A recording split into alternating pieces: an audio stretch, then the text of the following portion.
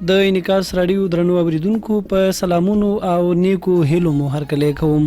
په دې هیله چې تاسو ټول درنه اوریدونکو براته روغ او جوړ اوسئ. زه یار محمد پردیسی ما او تاسو ته د انعکاس فرهنګي مجلې ادبي خبرونه وړاندې کوم. د نن ورځې په فرهنګي مجله کې درته لرو چې د باختر اژانس سابقه لرونکي کارکونکي پروین رفیقي وفات شوه. په قندهار کې انارګل دودیزه مشاعره ترسره شوه او په ورته وخت کې بیا په پکتیا کې نخترګل دودیزه کلنۍ مشاعره جوړه شوې وه. د پښتو ژبې نوموتی محلي هنرمند او د ښه غږ څښتن میرویس شوقي د ورپېښې ناروغۍ له امله وفات شو. د میرویس شوقي د هنر او ژوند په تړاو د شمشاد تلویزیون د جوړ په خیر د خپرونې پروډیوسر او پریزنټر زیرمل اندېښمن سره خبرې اترې لرو. له ښه شاعري مجدي باران سره د هغه په شاعري او فرهنګي ژوند مرکه لرو. شعري ډیپلومه به درته حضرت یوسف زید وړاندې کړي او د خپرونې د پای او ادب پوهنې په برخه کې به درته نصرت الله نصرت صاحبزاده یو ادبي مطلب در وړاندې کړي. نور مطالب وروسته خو په پیل کې د تیرې اونۍ فرهنګي خبرونه له خپلې همکاري ډیوي امید څخه اورو.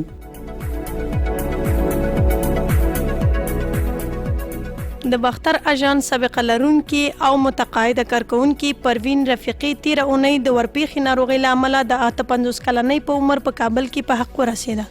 پروین رفیقي نږدې 40 کاله د آزادۍ په مطبوعه او باختر اژانس کې کار وکړ. پروین رفیقي رښتینې هڅانده او مهربانه کارکونکې وه او په صداقت یې خدمت وکړ او د خپلو همکارانو ترمنځ له محبوبیت او ځانګړي درناوي څخه برخمنه وه. د اطلاعات او فرهنګ وزارت او د باختر اژانس د ریاست مشرتابه د پروین رفیقي د مړینې په خاطر د خپلې خواخوږۍ او غمشریکۍ مراتب د ارواښاد کورنۍ او خپلوانو ته څرګندوي او د الله جل جلاله له دربار څخه هغې ته د فردوس جنت او پاتې کسانو ته د جمیل صبر هیله کوي.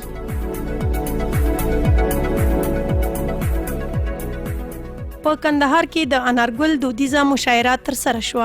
هر کال انارګل مشاعره د انارګل د غوړېدو په موسم کې د کندهار د اطلاعات او فرهنګ ریاست لخوا په خورا او شاندار مراسمو جوړیږي چې د کندهار د شاعرانو ترڅنګ د بیلابیلو ولایتونو لیکوالان او شاعران هم پکې ګډون کوي او ځینې وختونه د کوزي پښتونخوا یو شمېر شاعران او ادب مینوال ورته راځي. دا ځل د نورو کلونو په څیر د انارګل مشاعره د کورونا وژونکې ناروغۍ له امله په جم و جوش ونه لمانځل شوه. یو شمېر محدود شاعران د کندهار د اطلاعات او فرهنګ ریاست کې راټول شول او د نورو 14 ولایتونو شاعرانو سره یو ځای د تیرې اونۍ په 28مه نیټه په آنلاین ډول خپل شعرونه وړاندې کړل. د مشاعرې په پیل کې د کندهار د اطلاعات او فرهنګ رئیس حکمت الله افغان خبرې وکړي او یادونه یې وکړه چې د وزارت د مشرتابه په سپارښتنه دا ځل د کورونا ناروغۍ په خاطر نشو کولای د پخوا په شان د انارګل مشاعره په ځانګړي مراسمو او د سلګونه ګډونوالو په موجودیت کې ولمانځو. نوموړي زیاته کړه د انارګل مشاعره له کلونو راهیسې لمانځل کیږي چې د هیواد د نور ولایتونو او د پښتونخوا شاعران هم پکې ګډون کوي. افغان له شاعرانو په ځانګړي ډول د نور ولایتونو له شاعرانو او ادیبانو څخه مننه وکړه چې د کورونا پر خلاف د مبارزې ترڅنګ د انارګل مشاعره رنګینه کړه او د شعرونو په ویلو سره یې خوند ور وباخه. په مشاعره کې د کندهار د والی مرستیال عبدالحنان منیب هم خبرې وکړي. هغه د خبرو په پیل کې د کندهار د تکړه شاعر او لیکوال استاد فضل محمود پنهان په مړینه خواشیني څرګنده کړه او د لوی خدای جل جلاله له دربار څخه مرحوم ته د فردوس جنت او کورنۍ ته د غمشریکۍ مراتب وړاندې کړل. منیب وویل انارګل دودیزه مشاعره د تاریخي کندهار علمي او فرهنګي یاد تازه کوي. خو سږکال د کورونا وایرس له امله دغه مشاعره په آنلاین ډول جوړه شوه چې دا یو نوی ګام دی او یاد برخه کې د اطلاعات او کلتور د رئیس هڅې وستایلې. د والی د مرستیال په خبره انارګل دودیزه مشاعره څرګندوي چې کندهار د علم فرهنګ تمدن او ادب مرکز دی او تر لسیزو جګړو او ناخوالو وروسته لا هم ادیبانو دا فرهنګ خوندي ساتلی. د اطلاعات او فرهنګ وزارت د خلکو فرهنګ رئیس محبوبي بابکرخیل په آنلاین ډول د انارګل مشاعرې په مناسبت د وزارت پیغام ولوسته. میرمن بابکرخیل یادونه وکړه کورونا وژونکې نړیواله ناروغي هر څه اغیزمن کړي. د خوښۍ پروګرامونه مشاعرې او نور ورته مجلسونه د پخوا په څیر نشي ترسره کېدلی. په خبره یې دا هم یو نوی ابتکار او ښه پریکړه ده چې شاعران او ادیبان په آنلاین ډول شعرونه سره وایي او خوښۍ سره شریکوي. میرمن بابکرخیل په پیغام کې د انارګل مشاعرې په مناسبت د انار ګلونه او انار دواړه وستایل او زیاته کړه همدا انار دی چې نه یوازې قندهار او افغانستان ته ښکلا ورکوي بلکې نړیوال شهرت لري نو ځکه یې شاعران په شعرونو او سندرغاړي په سندرو کې ستایي.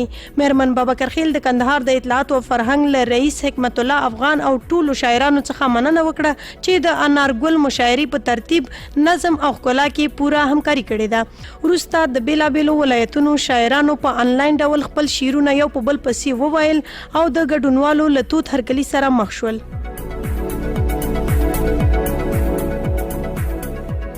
په ورته وخت کې پکتیا کې نختر دودیزه کلنۍ مشاعره جوړه شوه. د اطلاعات او فرهنګ وزارت فرهنګي معاینات په نوښت نختر دودیزه کلنۍ مشاعره په انلاین ډول د روان کال د غبرګولي په 28مه نیټه ترسره شوه. د مشاعرې په پیل کې د پکتیا د اطلاعات او فرهنګ رئیس صلاح الدین سلیس د مشاعرې د جوړېدو په هکله وینا وکړه او د کورونا په کړکېچن وضعیت کې د انلاین مشاعرې جوړېدل بېساري ګام وباله. سلیس وویل د وزارت له هدایت سره سم سږ کال د نختر مشاعره په انلاین ډول جوړه کړه چې وکولای شو د نختر مشاعرې یاد وستایل شي او هم هیوادوالو ته دا پیغام ورسول شي. له یو بل سره په همکارۍ او همغږۍ هره ناممکنه برنامه ممکن کېدلی شي چې یوه بیلګه د نختر مشاعره ده او دا د انلاین مشاعرې بنیاد مو په اساسي توګه کېښوده. سلیس د مشاعرې له ګډونوالو مننه وکړه چې د مشاعرې جوړول یې په خپل ګډون شوني کړل. د سلیس په وینا وروسته د اطلاعات او فرهنګ وزارت د خلک فرهنګ ریاست رئیسي محبوبي بابکرخیل د وزارت پیغام ولوسته. په پیغام کې راغلي دي د اطلاعات او فرهنګ وزارت د یوې نوې طرحې له مخې وبتایله چې سږ کال د امکان تر حده مشاعرې په انلاین ډول ترسره کړي چې دا د یوه هم نختره مشاعره چې په انلاین ډول ترسره کیږي او دا د په دې کورونایي محیط کې د یوه خواږه بنډار د جوړېدو شاهدان یو. د دې مشاعرې په واسطه به له یوه خوا د شعر د جوړولو فرهنګ ژوندی وساتو او له بلې خوا به په دې زړه تنګي ماحول کې یو څو شیبې د شعر په ژبه بنډار وکړو او دې زړه تنګي ماحول ته به د لفظونو رنګیني ور وبخو. او بله ګټه یې دا ده چې په انلاین ډول به دا مشاعره له شماله تر سهیله او له ختیځه تر لویدیځه به هم ګډونوال او هم لیدونکي ولري. د وزارت له پیغام وروسته مشاعره پیل شوه. په دې مشاعره کې پر پکتیا سربیره له کونړ، ننګرهار، کندوز، هلمند، لغمان، خوست، لوګر او پکتیا څخه ګڼ شمېر شاعرانو او د شعر مینوالو هم خپل شعرونه په انلاین ډول د مشاعرې ګډونوالو او مینوالو ته ولوستل. د یادولو وړ ده چې سږ کال د اطلاعات او فرهنګ وزارت د فرهنګي معاینات په نوښت ټولې دودیزې مشاعرې په انلاین ډول ترسره کیږي او د انلاین مشاعرو د جوړېدلو لړۍ روانه ده.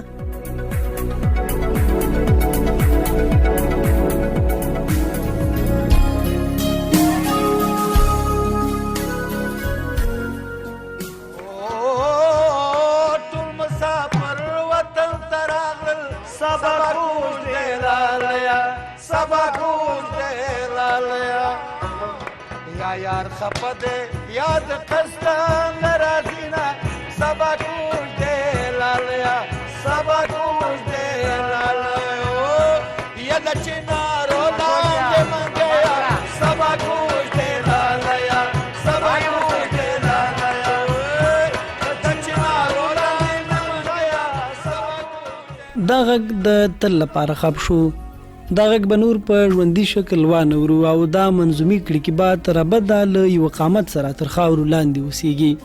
دا غږ د هیواد د مشهور او تکړه محلي هنرمند میرویس شوقي و چې تېره اونۍ د ورپېښې ناروغۍ له امله ومړ.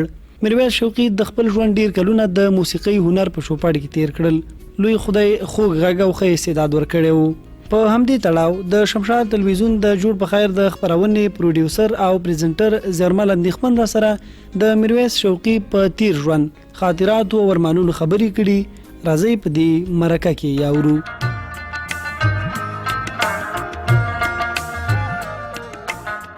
سلامونه اندېښمن صاحب، هرکلی درته وایو. خپرونې ته ستړي مه شئ، په خیر راغلی. ډېر زیات مننه کوم ورور. لومړی تاسو سلام تاسو د راډیو ټولو مینوالو ته او کارکوونکو ته سلامونه وړاندې کوم. هیله مند یم چې ټول به روغ جوړ او خوشحاله اوسئ. مننه اندېښمن صاحب، کور ودان. د یوه نږدې خواخوږي په توګه د خپرونې د پریزنټر او پروډیوسر په توګه په ټوله کې د رسنیزې یوې کورنۍ په حیث باندې موږ تاسو ته تسلیت وړاندې کوو. د میرویس شوقي صاحب په اړه باندې چې هغه څو ورځې وړاندې وفات شو، هغه د خدای وبخي جنتونه په برخه او وارثین ته صبر جمیل ټول خواخوږو ته تاسو د خدای خلري د شوقي صاحب په اړه تاسو په کل کې وایي چې څومره یو لوی تشدا څومره یو لوی زائده د پښتو هنر د لپاره خصوصا د موسیقۍ د هنر د لپاره چې موږ به کلونه تیر شي د شوقي صاحب غوندي یو انسان به بیا د ژبې لپاره پیدا نشي او هغه چې د ولسی ادب ته کار وکړي څومره یو لوی ځای غړي د میرویس شوقي په اړه خو به اول دومره ووایم چې میرویس شوقي یو د هغو شوقي سندرغاړو څخه و داسې یو کس و چې میرویس شوقي داسې کس نه و چې د په مرګ باندې خواخوږي نه یې ښودلې او داسې خفه شوي نه او داسې ژړېدلي نه دي. بله نو میرویس شوقي داسې یو کس و چې همیشه یې د هر چا زړه په لاس راوړی و، د مشر سره مشر و، د کشر سره کشر و، د ماشوم سره ماشوم و. نو چې کله به دا زموږ خپرونې ته راغی خپرونې کې به موږ ته ناسته د خپرونې نه به مخکې تقریبا یو ساعت نیم ساعت موږ سره کېناستل و. ده به چې هغه کومې کیسې موږ ته کولې کومې خبرې به یې راته کولې د خپلو ملګرو کیسې به یې راته راوکړي چا سره به ده بنډار کړی و ناست به یعنې موږ به د ده د خپرونې نه به زموږ د ده ناست ته ډېر خوشحاله وو. نو ډېر هغه څه و چې دا ډېرې خاطرې موږ ته پاتې شولې ډېرې خبرې موږ سره پاتې شولې په زړه یې ډېر ارمانونه ول. نو چې کله دغه اخرنۍ خپرونې ته میرویس شوقي راغی موږ سره کېناسته ناروغ هم ووایي ناروغي هر څه مې وای پای ته ورسېدل اوس شکر د صحت مې جوړ ده او دا ډېر تر هغه نه به د مینهوالو لپاره نه مې غوښتل چې دا یوه خپرونه مو زموږ نه مس شي مینهوال به سمئ. نو یوه خبرې شوقي صاحب ته د خدای جنتونه په برخه کې لته مننه. د شوقي صاحب په اړه باندې خلک ډول نظرونه لري دغه د اوسېدو د ځي په اړه او دغه د اصلي استوګنځي په اړه باندې که تاسو اورېدونکو ته په دې اړه معلومات ورکړئ. شوقي صاحب مثلا زیاتره ډېری هېوادوال یا زموږ او ستاسو افغانان زیاتره دی وایي چې دا په کورونا باندې مړ شو. د میرویس شوقي ناروغي کورونا نه وه، د هغه د زړه تکلیف و، فشار یې درلودو، شکر یې درلودو. ځکه په دغه خپرونه کې ما هم موږ سره په د شنبې په ورځ د خپرونې تکرار لاړه. د جمعې په ورځ ما سره ډېرې خبرې وکولې، ډېر زیات را سره وغږېده. خپرونې ته چې کله راغی نو ډېر خوشحاله و. ما ته ویل چې زما په ژوند کې یو ارمان و چې هغه پوره شو. نو ما ورته یو کیسه راته وکړه شوقي صاحب دا کوم ارمان و چې ستا پوره شو؟ ډېر زیات خوشحاله و په هغه ورځ.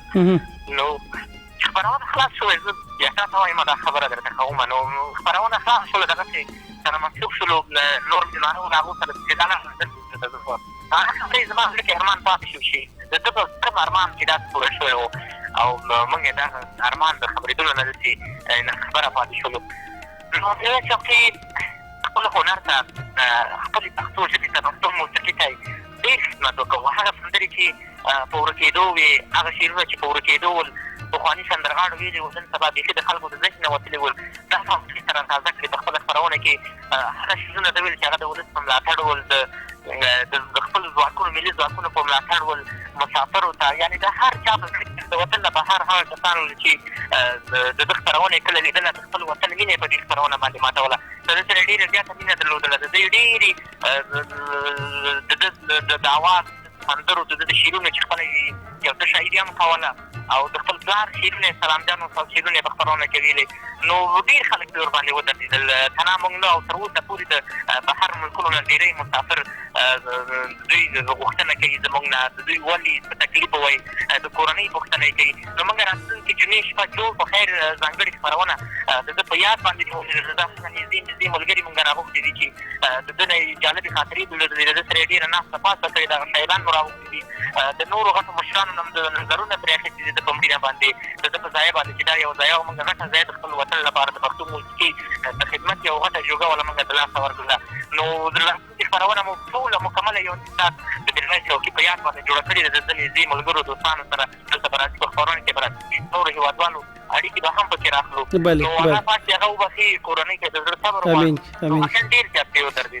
مننه تاسې د ژوندي اوسېږي دا مو په ژوندونې د هغه قدر کړی هم یې له ژونده وروسته قدر کوئ ستایي د هغه روح ته د دعا لاسونه جګوئ. له تاسې مننه. دغه ما وخت یاد وکړه اندېښمن صاحب دغه د اصلي استوګنځي په اړه که لږ اورېدونکو ته معلومات ورکړي ډول رقم تاثر د هغه په اړه فکرونه خلک کوي څوک یې د کونړ یادوي څوک یې د شینوارو یادوي څوک یې کومې بلې سیمې پورې تړي. تاسې یو نږدې ملګري په توګه باندې پېژنئ او میرویس شوقي چې اصلا د کابل ولایت اوسېدونکی دی. په کابل کې د قرهباغ ولسوالۍ اوسېدونکی دی چې سهارنی کور ژوند یې ټول هر څه په قرهباغ ولسوالۍ کې دی. میرویس شوقي درې زامن لري چې یو زوی مشر ده او د منځنی زوی حافظ د قاري د قرآن او یو بل کوچنی زوی. بله ډېره مننه. دغه محلي سندرغاړو ته خصوصا د شوقي صاحب غوندې محلي هنرمندانو ته او یا ځینې نورو نوموتو هنرمندانو ته اطلاعات فرهنګ وزارت په ټوله کې دولتي سطح هغوی د پام نه شوی. میرویس شوقي ته داسې خاصه پاملرنه شوې وه یا نه؟ زیاترو سندرغاړو ته د وزارت فرهنګ له خوا نه دوی سره مرسته کېږي. هغه ځینې چې ژوندي دي او ځینې چې وفات شوي دي هغوی سره د دوی له خوا نه مرسته کېږي، ورسره یا میاشتکي یا کلنۍ دي د هغه کومه دغه چې په نظر کې نیولې ده د دوی سره مرسته کېږي د وزارت اطلاعات فرهنګ له خوا نه. او موږ غواړو چې د میرویس شوقي دا خو داسې یو کس و چې ټول هم د نوم سره اشنا ول، هم د څېرې سره اشنا ول، نو دا کار موږ هم ورته خپله کوو چې د فرهنګ سره اړیکه نیولې وه، نو هغوی به خپل خدمات ډېر ژر د دوی لپاره کوم څه چې نظر کې نیولي دي هغه به دوی ته عماره کوي. ډېره زیاته مننه. که وروستیو کې همدغې د وروستۍ نظر پوښتنې په شکل ووایي ته ورسره ډېر پاتې شوي، پښتو موسیقۍ ته یې څه غوښتل، څه ور په برخه کې نورې کوم پلانونه مخکې لاره خو مرګي له موږ او تاسې یوړ؟ نو د هغه همیشنۍ یوه هیله دا وه چې شعر به یې خوښ نه شو، چې څه رقم شاعر به و چې حتی دته به یې د پیسو پیشنهاد هم کړی و چې د ده به خوښ نه شو، د ولس یو درد او یو مینه د وطن مینه به پکې نه وله، ده به هغه شعر هېڅ نه ویلې او همیشه به یې دا ویلې، همیشه هغه پخوانۍ سندرې ویلې. هغه ملنګجاني شعرونه چې ملنګجان وایي ما له پیدا د زوی ملنګجان نه پیدا و، د ملنګجان شاعري زه ډېره په خوند او ډېره په مینه او د زیاترو دوستانو چې زیاترو مشرانو چې د ده پروګرامونه اورېدل خوښول هغه یې په دې خوښول چې ده ډېره ښه شاعري ولسي شاعري انتخابوله، په دې خاطر باندې دا خلکو ډېر خوښ کړو. ده یې همیشه خوښوله چې هر محفل کې به کېناسته ده به بغیر د وطن لپاره هغه څه یې چې ویلې چې مثلا دا زموږ جوړ په خیر خپرونه په زیاترو کورنۍ کې به ټولو فامیلونو کتله، د ښځو علومو به دا خپرونه کتله، یعنې ټولو به د دوی د خپرونې څخه خوند اخلي. په خپرونې کې به یې داسې مظفر شعر لنډۍ دا شی به یې هېڅ کله نه ویلې، نو غوښتل چې محروم خلک ګوري زه باید خپل ولس ته په خپله ژبه هغه څه وړاندې کړم چې زموږ د کلتور فرهنګ سره هغه او بله اندېښمن صاحب ډېره زیاته مننه. بیا هم انعکاس راډیو اداره تاسو ته تسلیت مراتب وړاندې کوي او تاسو ته هم صبرونه غواړو، هغه ته مغفرت. ډېره زیاته مننه چې وخت مو ځانګړی کړ تر څو د میرویس شوقي په اړه چې هغه یو حقدار شخصیت و د هغه په اړه به راسره خبرې وکړي. ډېره مننه. ډېر زیات مننه کوم ګران ورور هم او تاسو د انعکاس راډیو د ټول اورېدونکو څخه مننه کوم. هغه تل بریالي نه راژوندي اوسئ ورور ښه. ډېره مننه. کور ودان آباد.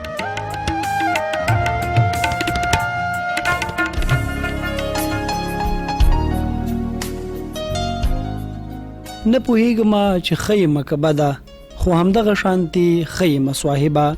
د همدې بیت تخلیقګره او نوښتګره شاعره مجده باران ده. د ننګرهار په ښځینه شاعرانو کې هغه رسا او نوموت نوم دی چې د خواږه شعر جلوې لکه د باران د څاڅکو هومره ډېرې راورېږي او لا راورېږي. د مجدي باران شاعري د حقیقي ژوند د کړاوونو، د فردي ژوند د تجربو او د اوسنۍ زمانې د خونکار انسان د کړنو رښتینې ژبه ده. دلته په مرکه کې مجده باران د خپل فرهنګي ژوند د خاپوړو شعر لیکلو ته د راتګ د شعري ټولګې مالګین باران د ښځینه شاعرانو په ستونزو او راتلونکو هیلو راسره غږېدلې. راځئ په دې مرکه کې د مجدي باران خبرې اورو.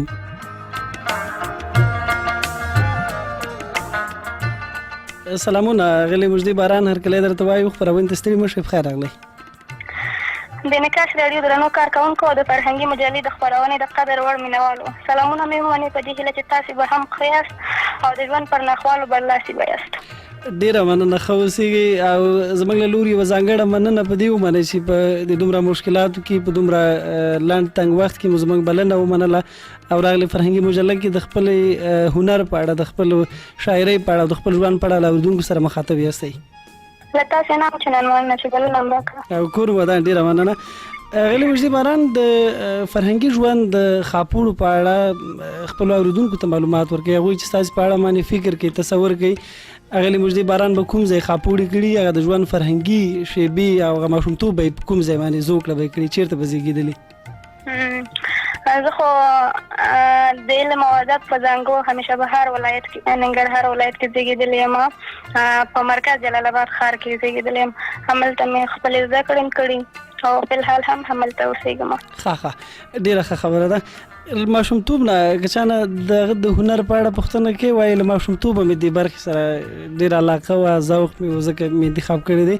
تا ماشومتوب کې جماعت کې ترانې ویلي سبق چې کله ویل مکتب کې ترانې ویلي شوق دی کور کې څوک شاعران څه کیسه وه اولا زما خو ماشومتوب نه د شعر او شاعري سره شوق و خصوصا چې کله د مکتب دوره کې زه شاګرده وم نو ما به زیاتره ترانې لیکلې او چې کله به کوم پروګرام و ما به هغه ترانې ویلې همدا و چې تشویقېدم د مکتب کې د استادانو لخوا او وروسته په غزل لیکلو او نظم لیکلو مې پیل وکړ. ښه هغه وخت کور کې پلار ورونو کوم بل چا خو مخالفت ونه ځکه دلته د ډېرو نارینهو سره چې موږ خبرې کړې دي هغوی د خپل شعر چې کله لومړیو کې لیکلی دی شرمېده یا ډارېده چې کور کې څوک ونه ګوري شعري کله چې بیا ښځینه شاعر لیکي پښتني ټولنه کې د هغوی لپاره محدودیتونه ډېر وي ستا دپاره خو څوک داسې څه خنډ نه و داسې خاص ننګونې او محدودیتونه شته خو مثلا د کور لخوا ماته کوم ننګونه یا محدودیت نه و نه زه داسې نه وایم چې تشویق شوې یم نه چا تشویق کړی یم او نه یم زما مخه نیولې ښه یعنې داسې منځحال پاتې یاستئ خپل ذوق ته یې پرېښي یاستئ دا لا ښه خبره ده هغه وخت چې کله سړی لومړی شعر لیکي او د دې شعر د تخنیکي اړخ لپاره هغوی مناسب الفاظ نه لري یا پرې پوهېږي ډېر نه حتمي ده چې د شعر په برخه کې باید استاد ولري کله چې مو شعر لیکي نیمګړتیاوې به یې اوله کې لرلې خامیانې به وي په خپله دغې لارې ته سیده شوی یا کوم څوک و چې هغه خامیانې در وښودې دا قافیه ده دا ردیف دی دا سیلاب دی وزن یې دغسې مراعات کېږي دا یې نظم کټګوري ده دا یې د غزل ده یا نور فورمولیک لحاظ باندې د شعر نور ډولونه دا خو زه چې ما کله شعرونه لیکل یا به مې نظم ولیکه یا به غزل لومړي وخت کې داسې و چې ما به لیکل خو نه پوهېدم چې دا نظم دی غزل دی مثنوي دی دا ما څه لیکلې خو وروسته چې ما مطالعه شروع کړه څه ناڅه پرې پوه شم او چې کله سوشل میډیا ته راغلم زما یوه ستونزه دا وه چې زه خو دري ژبه یم د پښتو ګرامر کې مې لږه ستونزه درلوده مثلا مذکر او مؤنث صیغو کې مې فرق نشو کولی بیا دلته ماته زیاتره ملګرو او دوستانو په کمنټس کې مشورې راکولې له هغه نه وروسته ما وکولی شول چې د شعر په برخه کې نوره مطالعه زیاته کړم او پوه شم او خپلې ګرامري اشتباهات اصلاح کړم یعنې فیسبوک دې له یوه طریقه استاد پاتې شوی او بالکل ډیره ښه خبره ده مننه نورې پوښتنې ګنې ډېرې لرو هغه به در سره د خپرونې په شروع کې مطرح کوو یو خوږ غزل دی اورو چې اورېدونکي به پته وي غزل دی راواوروه غزل دی چې زهر یم خوږو پسې خفه یم زهر یم خوږو پسې خفه یم په هغو تیرو شیبو پسې خفه یم واه ډېر هره شپه یې په خپل غږ ویده کولم هره شپه یې په خپل غږ ویده کولم د مورکۍ په عللو پسې خفه یم مننه تللې چېرته یې ته راشه حال مې ګوره تللې چېرته یې ته راشه حال مې ګوره تللې چېرته یې ته راشه حال مې ګوره تللې ستا په سترګو شنو پسې خفه یم واه دا به دې بیا وایي ډېر علي ډېر ښه تصویر مننه تللې چېرته یې ته راشه حال مې ګوره تللې چېرته یې ته راشه حال مې ګوره تللې ستا په سترګو شنو پسې خفه یم د وجود وږم دې ورک دی اتر پاشه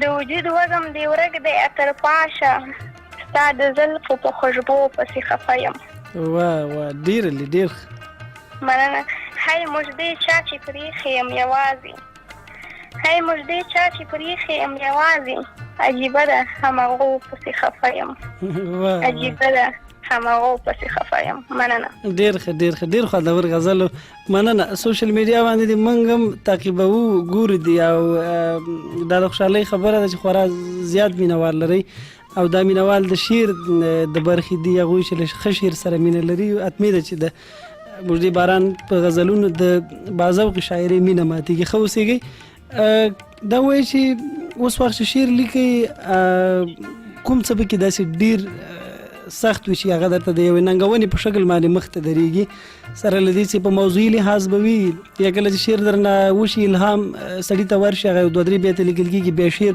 په ورځو پاتې کېږي دغه ډول حالاتو سره مخ کېږي یا نه او طبعا ځینې وخت داسې کېږي چې یو بیت ولیکم حتی داسې وخت راغلی چې ما بیت لیکلی تر 2 میاشتو پورې ما نشم کولی هغه نه یو ښه غزل جوړ کړم داسې وخت هم راځي چې 2 ورځې 2 غزله ولیکم، داسې ورځ راځي وخت راځي چې تر 1 میاشت 2 میاشتو پورې غزل نشم لیکلی. دا ته بندن خبرې راځي. او د شعر د لیکلو حالات شخصا ستا د فردي شاعري معلوم دی چې هغه عواطف څه ډول وي، خپای خوشحالي کوم ټایم چې شعر درنه لیکل کېږي؟ ځینې شاعران وایي چې کله مونږ خوشحاله اوسو غزل لیکلی شو یا نظم لیکلی شو، او ځینې وایي چې مونږ کله خفه اوسو بیا شعر لیکلی شو. زما شخصا چې کله خفه اوسم بیا شعر لیکلی شم. بیا خو نو ستا داسې نه چې مینوال دي وایي چې بس موږ دې خفه شي چې پرېږده چې ښه شعر ولیکي؟ ځینې وایي راته. نو دا خو بیا ښه خبره هم نه ده که نه، مونږ خو وایو چې کاش داسې وشي چې په خوشحالۍ شعر ولیکي، چې هم ښه شعر شي او همالته ته په طبیعي ډول باندې خوشحاله، دا به ښه خبره. بالکل خو ګورو به کېدای شي کله کله د خوشحالۍ په وخت کې ولیکل شي. ښه اوسېږي. د نارینه‌و د شاعرۍ هغه سبک داسې دي چې احساسات پکې د نارینه‌و غلبوي. داسې شعرونه ستا شته چې هغه کې احساسات د نارینه وي، یا پې څوک لوستونکی داسې باور وکړي چې دا شعر ګوندې کوم نارینه لیکلی دی؟ کله چې موږ شعرونه ګورو که یو ښځینه شعر لیکلی هغه معلومیږي، که مثلا د ښځینه نوم هم ورسره نه راغلی، د هغه بیت له احساساتو نه معلومیږي چې دا بیت ښځې لیکلی. او همدارنګه د نارینه‌و غزلونو کې چې مونږ ګورو که چېرته نوم هم ورسره نه وي راغلی، مونږ پوهېږو چې دا د یو نارینه شعر دی. او زما شعرونو کې داسې خاص څه نشته چې هغه کې د نارینه‌و خیال ماره نغښتی وي. یعنې ټول شعرونه ستا ښځینه احساس پکې دی او ټول نه معلومیږي چې دا شعرونه ښځینه دي؟ بله دا یوه ډېره ښه ځانګړنه ده چې کله ښځینه شاعران شعر لیکي هغه باید هماغه خپل احساسات او عواطف نورو ته داسې انتقال کړي چې که د هغه په مقطع کې نوم هم نه اوسېږي، باید سړی فکر وکړي چې دا شعر ټول ښځینه ولیکلی دی. بالکل هلته ښکاري چې دا ښځینه احساس دی. اغلې مجدي دا وایي چې دا فرهنګي برخه کې د نارینه‌و لپاره هغه محدودیتونه دومره نشته، دوی بنډارونه لري، ادبي مشاعرې لري، ناستې لري، ځي راځي. د ښځینه‌و برخې به تاسو ته ډېره ښه دقیقه پته لګېږي چې همګاونډ کې ملګرو سره راشه درشه لرئ. د ښځینه‌و سره څنګه دی وضعیت د ښځینه‌و د برخې خصوصا د شعر و شاعرۍ په اړه؟ که خصوصا ننګرهار ته پام وکړو، دلته بهیرونه او مشاعرې ډېرې شته، خو ټول د نارینه‌و لپاره دی. ځینې ځایونو کې که چېرته نجونو لپاره هم وي، هغوی ته اجازه نه ورکول کېږي. او دې برخه کې زما فکر اطلاعات او کلتور ریاست پام نه دی کړی. نو هغوی باید پام وکړي، د ښځو لپاره بهیرونه جوړ شي، همدارنګه مشاعرې جوړ شي. داسې کورنۍ هم شته دی چې هغوی خپل لوڼو او خویندو ته اجازه نه ورکوي کوم مشاعرو کې چې نارینه‌و ګډون کړی وي هلته لاړ شي. نو باید د نجونو لپاره خاص مناسب ځای، همدارنګه مناسب غونډې جوړ شي. یعنی تاسو په دې باوري یاستئ چې چېرته کوم داسې مساعد ځای ورته پیدا کېږي، ښځینه شاعران شته دي چې هغوی راشي لکه د نارینه‌و غوندې ادبي بهیر مخ ته بوځي؟ بالکل که چېرته ورته مناسب ځای او پیدا شي حتما. ډېره ښه خبره ده. د شعري ټولګې په اړه د اورېدونکو ته معلومات ورکړه. شعري ټولګه مو کله چاپ شوې ده، په څه نوم ده؟ البته زه خو دې خبره هم یم که ستاسې له خولې واوري او لا به خوشحاله شي. زما شعري ټولګه همدې 2020 کال کې چاپ شو، په لومړیو کې څو میاشتې مخکې. د ملګین باران په نوم ده او د افغانستان ټول ولایتونو کې پیدا کېږي. ډېره ښه. مالګین باران ته لږ تم کېږو. که د نوم په اړه پوښتنه وکړم، خپله انتخاب کوم ملګرو ښځینه او ملګرو سره دې مشوره وکړه د هغوی انتخاب یا دې ولې ووایم چې ولې دې دا غوره کړه؟ ما چې کله وغوښتل کتاب چاپ کړم، ما ته وویل شي چې ته فکر وکړه، یو نوم انتخاب کړه. ما څو نومونه انتخاب کړ، بیا د هغوی نه زما چې دی همدا مالګین باران نوم خوښ شو، ما بیا په همدې نوم کتاب چاپ کړ. څوک خو چا خو پې نقد نه دی کړی چې دغه شعرونو سره دی یا نوم نه دی برابر یا نور څنګه؟ زما زیاتره شعرونه سره همدا نوم برابر هم دی او ما ته وویلم شول چې همدا نوم صحیح دی، ځکه مې چاپ کړو. ډېره ښه خبره ده. یوه پوښتنه بله چې شعر کې په موضوعي لحاظ باندې کوم ډول موضوعان ډېرې ستا په شعر کې دخیلي دي چې هغه ډېر کله ستا تا نه تکرارېږي؟ حماسي دي، وطني برخه ده، د عشقي مسایل دي، کوم څه دي؟ زه خو شعرونه مې ټول عاطفي دي، خو زیاتره چې موږ پکې وګورو نظمونه مې زیاتره حماسي دي. نظمونه حماسي دي او غزل بیا په هره برخه کې مې لیکلي. او که د نظم برخې نه او د بیخي تیر شو نثر برخې کې کار مو کړی یا نه؟ نثر برخه کې ځینې وخت لنډې لیکنې وکړم خو خاص کار مې نه دی کړی نثر برخه. ډېر ښه. یو څو بیتونه دې مخې ته راغله چې زخمي شومه په څنګ کې د اخ ته رښتیا هم وي دا غزول نسله راشي او لاړ شي بیرته نه راګرځي دا ځینې د اوبو له نسله او زه چې مې وکړ بیا یې نه ماتوم زما ضد نه دی د توبو له نسله په هر طرف ورته دیوان پټ شوي دی پښتني د ښاپېرو له نسله او د هوا لوري یم خطا کېږم نو نه یم زه د پرښتو له نسله. دا ډېر خوندور بیت دی. ورسره پام کوئ چې ماته نه شي مژده باران د عینو له نسله. واه ډېر خوندور. خوشحاله اوسئ. مننه له تا کوو. راتلونکي کې د ښځینه او شاعرانو په اړه باندې د اطلاعات فرهنګ ریاست وزارت اړوندي ادارو نه څه غواړئ؟ ما خو مخکې مې یادونه وکړم دا غواړم چې ښځو لپاره مناسب ځایونه ادبي بهیرونه جوړ شي تر څو هغوی وکړی شي چې راشي او خپل شعرونه لکه څنګه چې نارینهو لپاره ادبي بهیرونه جوړېږي ښځو لپاره دې هم جوړ شي هغوی ورته فرصت او زمینه مساعده کړي. ډېره ښه خبره ده. خدای مو خیر لره. د پښتو ژبې د ادب او غنا لپاره د ښځینهو په برخه کې د یوې ښې شاعرۍ او د معیاري شاعرۍ په نوم باندې مژده باران هغه نوم دی چې تر ډېره یوه باذوقه ښه معیاري شاعري کوي. تاسې ژوندي اوسېږئ. د وروستیو برخو کې د خپرونې یو بل غزل درنه اورو بیا خپرونه پای ته رسوو. سمه ده. غزل دی چې اوس د ځوانۍ هیلې مې خاورې او ویرې دي ربه اوس د ځوانۍ هیلې مې خاورې او ویرې دي ربه ماضي خراب او مستقبل تورې تیارې دي ربه. زړه مې یوه نړۍ ژړا غواړي بیا خفه یم زړه مې یوه نړۍ ژړا غواړي بیا خفه یم زما په برخه د غمونو سلسلې دي ربه. ډېره مننه. زه زهرنوشه په ترخه زهرکده کې اوسم زه زهرنوشه په ترخه زهرکده کې اوسم شېبې تېرېږي خو بلها ډېرې ترخې دي ربه. ډېره غواړم دردونو کې له تا سره خبرې وکړم غواړم دردونو کې له تا سره خبرې وکړم زما په زړه درته پرتې ډېرې ګیلې دي ربه. علي دی. نور مو د زغم په غرونو تاب د تندرونو نشته نور مو د زغم په غرونو تاب د تندرونو نشته نور نو قسم چې موږ بایللي حوصلې دي ربه. ډېره مننه. چې د دستور په خاطر وژني خپلې ټولې هیلې چې د دستور په خاطر وژني خپلې ټولې هیلې دا د مژدې په شان معصومې پښتنې دي ربه دا د مژدې په شان معصومې پښتنې دي ربه. مننه. او بل ځای وایي چې ذهن ستړی زړه مې مات دی مازدیګره تا ډېرې ګیلې خلکو ته کړي که نه ان خدای ته دې هم ګیلې کړي دي مازدیګر ته دې هم کړي دي او په نورو دردونو دې هم ژړلي ذهن ستړی زړه مې مات دی مازدیګره درد له نورو ورځو زیات دی مازدیګره د مالګین باران څو څاڅکي په لیمو کې واخله دغه دې سوغات دی مازدیګره. ډېر خوندور. ډېر ښه اوسئ. مننه چې وخت مو ځانګړی کړ بلکې وخت مو راکړ چې د انعکاس فرهنګي مجلې سره څو شېبې تېرې کړې. خوشحاله اوسئ. له تاسې نه هم چنان مننه.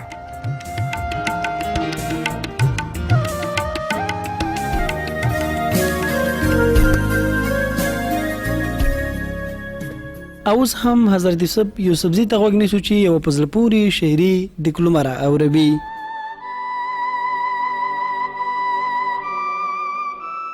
نظم شاعر ساجد بهار.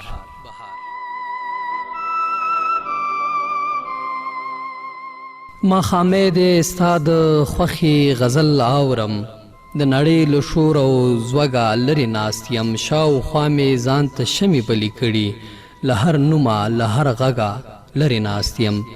ما خامې د استاد خوخي غزل اورم مرم د ژوند یو مبهم کیفیت کې پټ یم دی مستا د خوخي عطر لګولی یو ستړي عجیبه حالت کې ناست یم. ماښامې د ستا د خوښې غزل اورم، خبر شوی یم یاداشت دی ختم شوی، شاوخوا وګړي سیوري درته ښکاري، زړه او ذهن او برداشت دی ختم شوی.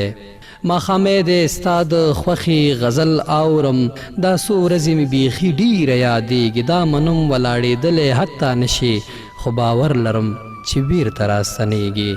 ماښامې د ستا د خوښې غزل اورم، ستا د یاد په زنځیرونو ځان وهمه، تر سهاره مې ماتم ته ملا تړلې، د فریاد په زنځیرونو ځان وهمه. ماښامې د ستا د خوښې غزل اورم یا ملګریا، ماښامې د ستا د خوښې غزل اورم یا ملګریا، حوصله مې ختمه شوې که مړ نشمه حتما لیونی کېږم، نور پوه شوی یم کیسه مې ختمه شوې، نور پوه شوی یم کیسه مې ختمه شوې.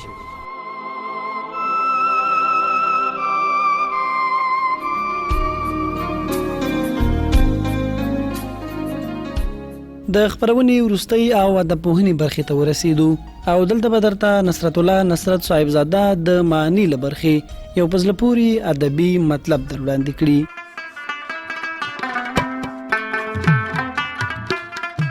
د فرهنګي مجلې د ادبپوهنې برخې ته ستړي مشئ. دا ځل به پر فصاحت وغږیږو. فصاحت د بیان او خبرو د اظهار اغیزمنۍ او راښکونې یوه وسیله ده.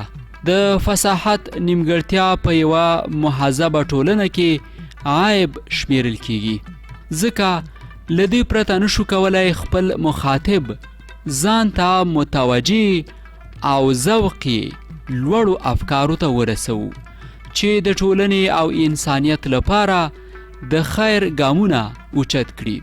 فصاحت تر ټولو لومړی د خپل اوریدونکي احساسات او د ژوند ولولې په څپو راولي، زړه او روح ته یې تازګي بخي.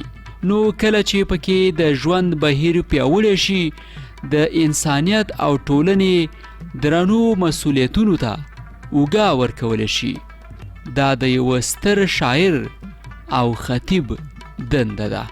د فصاحت پیژندنه داسې خبره چې له ورځنۍ محاورې سره برابره د ټکیو تنافر، غرابت او تعقید نه ژغورلې او له نحوي او لغوي قیاس سره مخالفت ونه لري فصاحت بلل کیږي. په دې معنا چې له ټولو عیبونو پاکوي فصیحه بلل کیږي او د وینا دی برخې ته فصاحت وایي. د فصاحت زیاتې اړیکې له الفاظو سره وي او د پیژندنې لپاره د سلیم ذوق اړتیا ده. د الفاظو اوختون را اوختون یا د یو پر ځای بل هم معنا لفظ راوړل په وینا کې فصاحت پیدا کوي. خو خبره دومره ده چې د الفاظو ترتیب او د یو لفظ د بل سره باید داسې متوازن او متناسب وي لکه د موسیقۍ د آلاتو ارمونه یا رباب. د ارمونی یا رباب اوازونه چې هماهنګي لري او غږ په غوږونو ښه ولګي، له سمو ساده او پرځای الفاظو له انتخاب وروسته د پام وړ دا ده چې دغو الفاظو ته په څه ډول ترکیب، جوړښت او تالیف ورکول پکار دي چې روغه او معنا لرونکي اغیزمنه جمله یا عبارت ترې جوړ شي او زموږ مفهوم ښه ادا او څرګند شي. په جمله کې د الفاظو د جوړښت بحث د نحوی د علم موضوع ده. نو تر کومه چې د جملو د صحت، ترتیب او ترکیب خبره ده، دلته سره نحوه او معانی نږدې کیږي. وینا باید له داسې بیانه ورغیږي چې د کلام له عیبونو پاکوي. الفاظ باید په خپلې معنا سیده او سم دلالت وکړي، ساده او عامه پوهیدا ولري. خو له دې سره سره بیا هم کیدای شي چې وینا بې خونده او د پوخوالي او ښکلي اسلوب پر ځای خامي ولري، د روانۍ پر ځای له تصانع ډکه وي. نو که څوک ښه لیکوال کیدل غواړي، د خپل ذوق برابرې سمونې هم کولی شي. که څه هم د نورو استعدادونو غوندې د ښې وینا ذوق هم فطري دی، خو د مطالعې، مشق او تمرین په صورت کې د ډېرې پرمختیا امکان شته. د ذوق د لطافت او ځواکمنۍ لپاره لوړ ادب مطالعه کول اړین دي. څوک چې له ښه ادب سره اشنایي ولري، الفاظ او توري پرې همداسې اثر کوي لکه د موسیقۍ راګونه. ځکه د موسیقۍ غوندې په ژبه کې هم د الفاظو برابري او د ژبې هم آهنګي زړه راښکونکي وي. فصاحت له معنا سره کم او له الفاظو سره ډېرې اړیکې لري، خو د الفاظو پر سمې معنا دلالت په هماهنګۍ تقدم لري. نو ځکه په فصاحت کې د دویمې درجې شرط دی. له عیبونو پاکه وینا فصاحت ځواکمنوي. د الفاظو تکرار، درانه توري او داسې ویونه چې تلفظ سخت وي فصاحت زیانمنوي. که په وینا کې د یوه خیال څو ځلې اړتیا پیدا شي، باید ورته نور هم معنا الفاظ وکاریږي.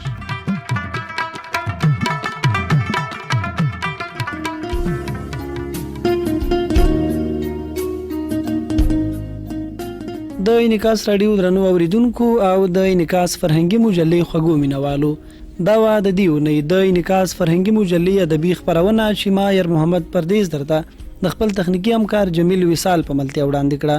تر بلې اونۍ چې بیا ستاسې درانه چوپړ ته راځم، تاسې په لوی او بخونکي خدای سپارم. هر چیرې چې اوسئ ښاد او آباد اوسئ.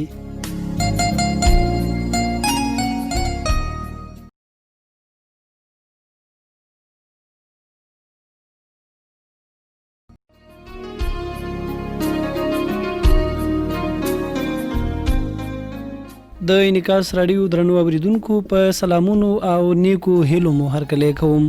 په دې هیله چې